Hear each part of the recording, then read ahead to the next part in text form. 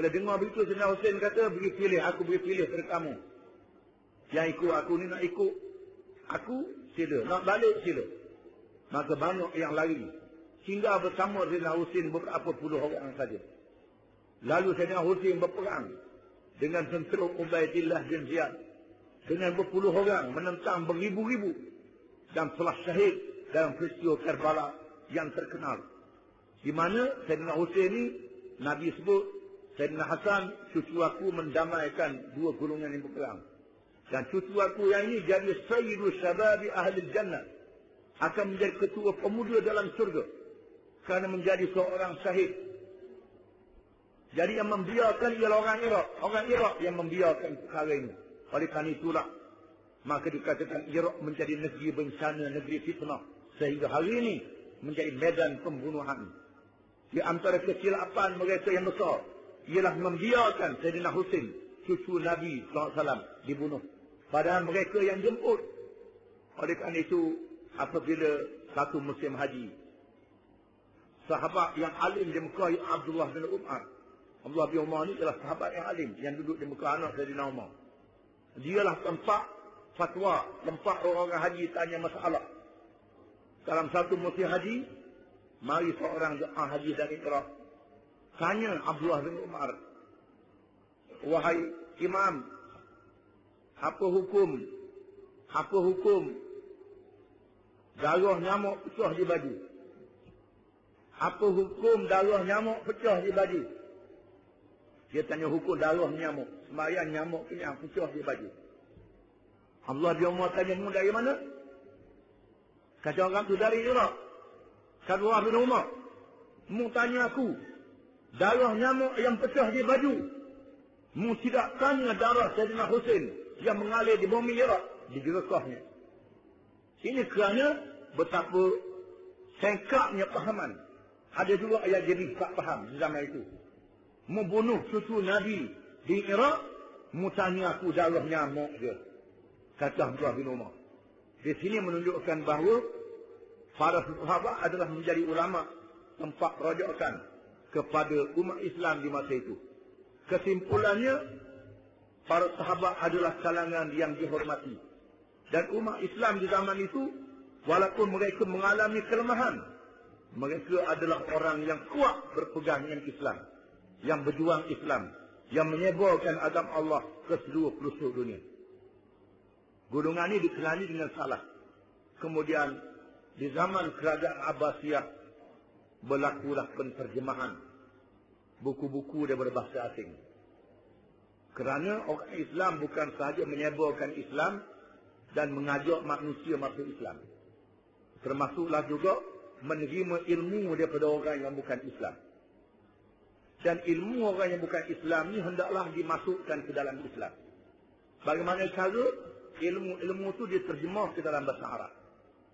Ilmu diterjemah dalam bahasa Arab, ilmu hisab, ilmu falak, ilmu geografi yang dikenal dengan ilmu alam, ilmu falsafah diterjemah ke dalam bahasa Arab. Supaya orang Islam boleh mengaji ilmu-ilmu ni. Inilah cara nak menjadikan umat yang bertamadun. Ilmu bangsa lain diterjemah dalam bahasa kita. Ini dia caranya. Macam orang Jepun, dia ikut contoh Islam. Jepun nak jadi satu bangsa yang maju, dia terjemah ilmu-ilmu dalam bahasa Jepun. Jerman juga diterjemah ilmu dalam bahasa Jerman. Dia nak belajar di luar negeri, belajar bahasa asing. Untuk dalam negeri, terjemah dalam bahasa ibunda sendiri. Barulah melahirkan kepasaran yang banyak di kalangan rakyat negeri. Ini dibuat oleh orang Jepun. Ini adalah amalan orang Islam zaman dulu. Mereka menterjemahkan ilmu ke dalam bahasa Arab, menyebabkan ramai orang Islam menjadi pakar-pakar. Islam hari ini nak belajar ilmu, kena belajar dengan bahasa lain, tinggal bahasa kita. Tinggal bahasa kita, mula-mula tinggal bahasa kita, akan tinggal agama kita. Jadi gitu. Dia akan jadi macam tu. Akan jadi hancur, jadi musnah. Lain dengan apa yang diajar oleh generasi awal Islam. Ini kena faham. Ini kita nak jadi hadarah, nak jadi hadari. Kita kena banyak ilmu, kena belajar ilmu-ilmu, kena belajar bahasa asing, belajar. Akhirnya jadi tinggal Islam, tinggal syariat. Dia akan jadi begitu. Adapun generasi awal Islam, Mereka menterjemahkan ilmu asing ke dalam bahasa Arab. Contohnya dalam menterjemahkan ilmu asing dalam bahasa Arab ini, ada ilmu yang tidak diislamkan. Iaitulah ilmu falsafah. Daripada Plato, Aristotle, ahli falsafah Greek, ahli falsafah Parsi, India, diterjemah dalam bahasa Arab, di mana ilmu ini tak diislamkan. Bila orang Islam belajar falsafah, menggunakan akal, mereka nak guna akal semua. Termasuklah nak kaji sifat Tuhan pakai akal juga. Bila nak kaji sifat Tuhan pakai akal, maka tak boleh jadi rokok. Kerana sifat Tuhan ni akal manusia tak boleh sampai. Kebesaran Allah Ta'ala tak mampu difikirkan oleh manusia.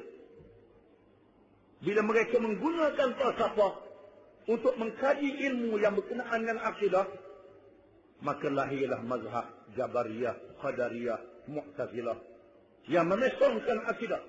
Untuk lawan puak-puak yang terpesong ini, maka lahirlah ulama-ulama mujaddid yang mempertahankan Islam. Di antaranya Abu Hasan Al-Ash'ari yang melahirkan mazhab Asy'ariyah, Abu Mansur Al-Maturidi, yang mazhab Umar bin Abdul Aziz, berpuluh-puluh mazhab dalam fiqh, bukan tak mazhab itu saja. Mazhab fiqh tak jadi masalah. Yang jadi masalah ni mazhab i'tiqad. Mazhab i'tiqad ni kalau salah jadi penuh lagi, tak boleh. Fiqh tak apa. Kalau salah Nabi bersabda, "Man ijtahada fa asaba falahu ajran, wa man ijtahada fa akhta falahu ajrun wahid." Barang siapa yang beristihad, dia betul, maka dapat 2 pahala. Barang siapa yang beristihad, dia salah, dapat yang betul dapat 2 pahala, yang salah dapat 1 pahala. Ini dalam fiqh. Adapun dalam perkara akidah, kalau betul masuk syurga, kalau salah masuk neraka. Dia lain. Ini kena faham betul. Maka yang lebih tegas ialah mazhab Ahlussunnah wal Jamaah, Asy'ariyah, Maturidiyah dan Salaf. Ini kita akan kaji satu persatu. Wallahu a'lam.